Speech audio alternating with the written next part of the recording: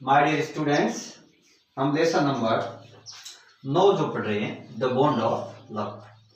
कल तक हमने पॉइंट नंबर 17 तक डिस्कस कर लिया था। आज हम पेज नंबर 117 पर पॉइंट नंबर 18 से आगे पढ़ रहे हैं। आप लाइन टू लाइन मेरे साथ बने रहे, हम इसका ट्रांसलेशन शुरू करते हैं। पॉइंट नंबर 18 से शुरू कर रहे हैं। Oh, please, sir, she asked the curator. Oh, please, sir, she asked the curator.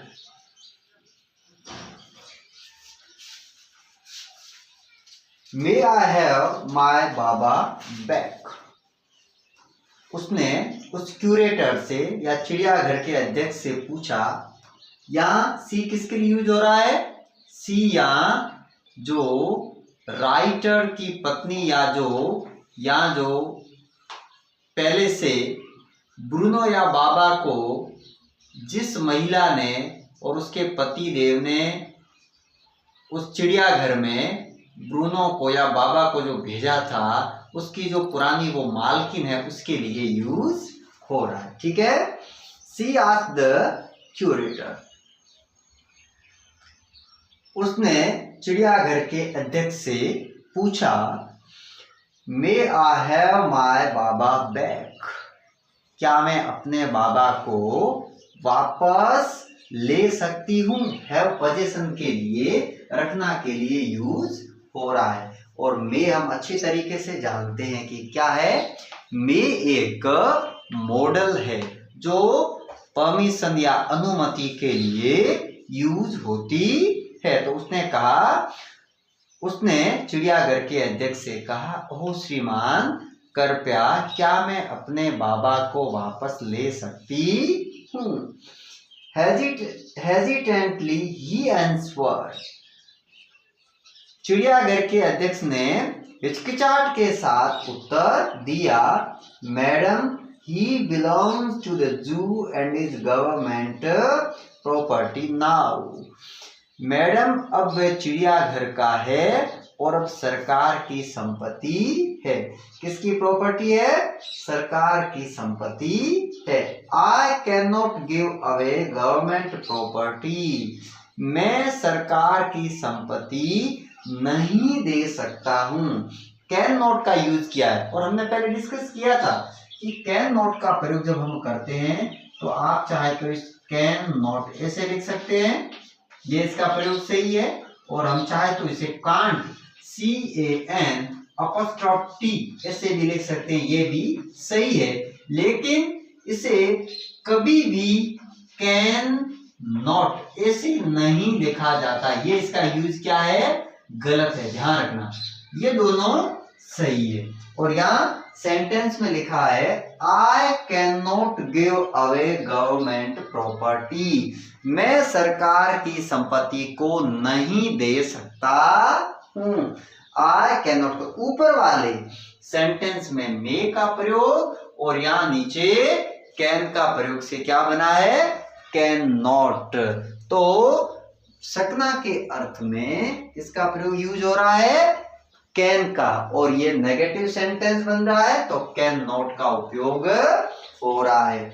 I can not give away government property. मैं सरकार की संपत्ति को नहीं दे सकता हूं। But if my boss the superintendent at Bangalore agrees, certainly you may have him back.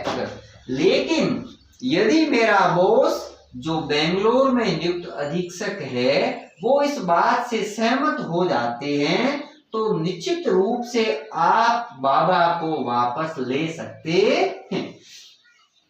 कौन सहमत? यहां देखो, सुपरिटेंडेंट एट के बीच में स्पेस नहीं छोड़ा है,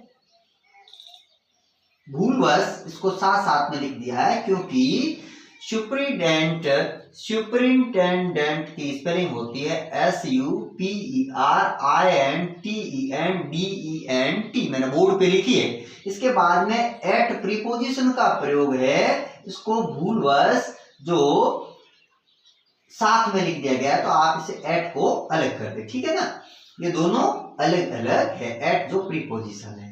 okay, the superintendent at Bangalore agrees certainly you may have him back, तो आप उसे निश्चित रूप से वापस ले जा सकते हैं। कौन सहमत हो जाए? बेंगलुरु में नियुक्त जो अधीक्षक महोदय है, जो इनका बॉस है, इन क्यूरेटर का बॉस है, वो अगर सहमति कर दे, एग्री हो जाए तो, ठीक है। उम्मीद करता हूं इस पॉइंट नंबर 18 में आपको कोई प्रॉब्लम नहीं आई होगी, ठीक है। पॉइंट नंबर 19 से हम आगे पढ़ रहे हैं। There followed the return journey to Bangalore and a visit to the superintendent's bungalow. अब देखो सुपरिटेंडेंट की स्पेलिंग देखो, SUPERINTEDENT बंगलो, सुपरिटेंडेंट्स बंगलो, ठीक है। हाँ, उसके बाद हम लोग वापस बेंगलोर आए और अधीक्षक के बंगले पर गए। A tearful pleading. Baba and I are both waiting for each other. मेरी पत्नी ने अपने आंसुओं से, अर्थात आंख में आंसू लिए हुए दर्द भरा निवेदन किया, बाबा और मैं एक दूसरे या दोनों एक दूसरे के लिए परेशान है। Will you please give him back to me? क्या आप मेहरबानी करके मुझे उसे वापस दे देंगे? He was a kind-hearted man and consented. वह व्यक्ति अर्थात कौन? अधीक्षक महोदय। अधीक्षक महोदय दयालु व्यक्ति था और उसने इसके लिए अनुमति दे दी। Not only that, but he wrote to the curator telling, come on the next page, telling him to lend us a carriage for transporting the bear to Bangalore. न केवल इतना, बल्कि उस अधीक्षक ने चिड़ियाघर के अध्यक्ष को या संग्रहाध्यक्ष को यह आदेश देते पत्र भी लिखा कि वह हमें रीस को बेंगलोर ले जाने के लिए एक पिंजरा दे दे। Okay, back we went to Mysore again armed with the superintendent's letter. अधीक्षक के पत्र को लेकर हम पुनः मैसूर गए।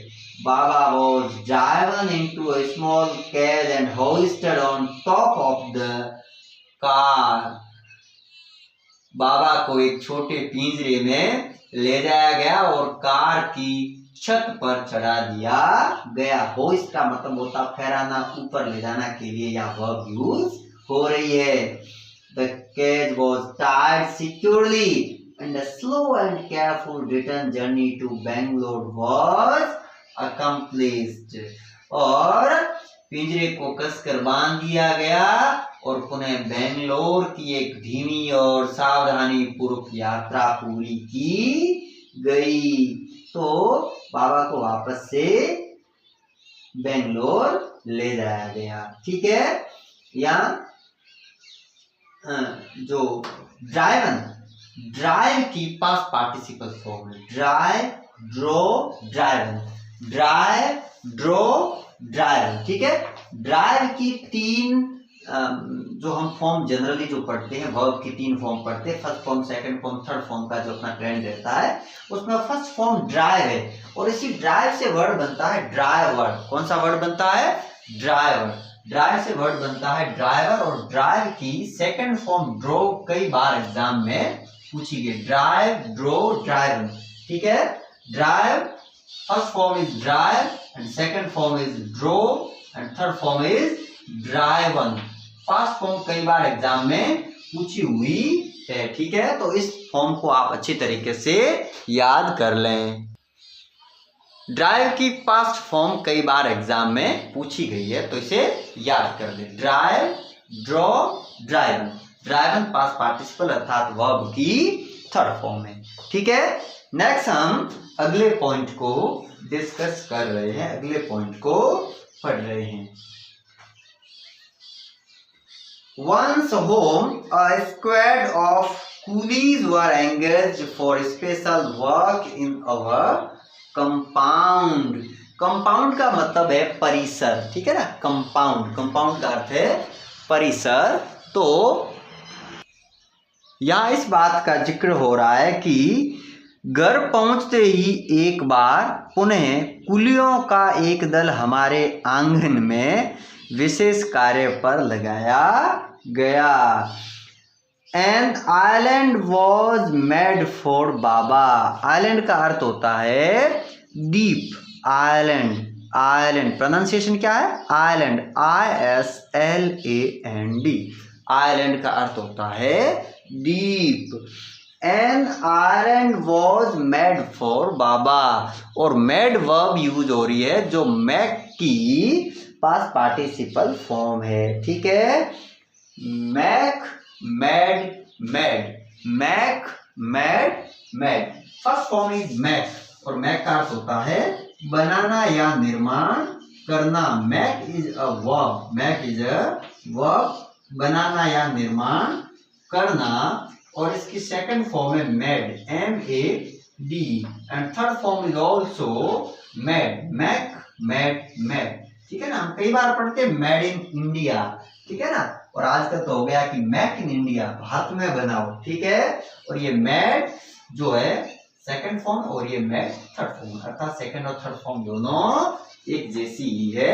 ये भी एग्जाम में कई बार आती है। ठीक है, हालांकि कॉमन वर्ब है, ज्यादा से ज्यादा वर्ब हमें याद होनी चाहिए ताकि हम आसानी से किसी ट्रांसलेशन को समझ सके, लिख सके, आंसर दे सके। ठीक है, an island was made for Baba.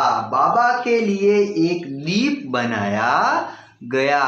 It was 20 feet long and 15 feet wide and was surrounded by a dry pit or moat 6 feet wide and 7 feet deep। और ये 20 फीट लंबा, 15 फीट चौड़ा और चारों ओर से 6 फीट चौड़े और 7 फीट गहरे और एक सूखे गड्ढे या खाई से घिरा हुआ था। A wooden box that once housed fowls was brought and put on the island for Baba to sleep in at night। कभी मुर्गियों का घर रह चुका एक लकड़ी का एक बॉक्स जो बाबा को रात में सोने के लिए द्वीप पर रखा गया।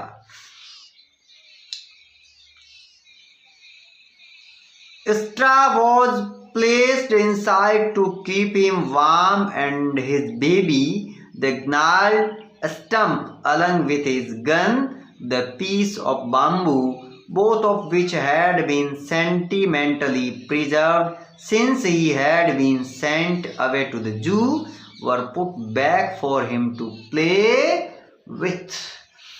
और इसके अंदर उसे गर्म रखने के लिए भूसा, चारा रखा गया जो घास फूस होती है, और उसका एक बच्चा जो एक लकड़ी का टुकड़ा था और उसकी बंदूक यानी कि एक बांस का टुकड़ा, जो दोनों ही उसे चिड़ियाघर भेजे जाने के बाद हमने इमोशनली भावुकता व सुरक्षित रखे थे, वापस उस बाबा को खेलने के लिए उस द्वीप में रख दिए गए। काफी इंपॉर्टेंट वर्ड यूज हो रहे। एक तो ब्रॉट वर्ब हमने पहले भी डिस्कस किया, bring, brought, brought, bring, brought, brought.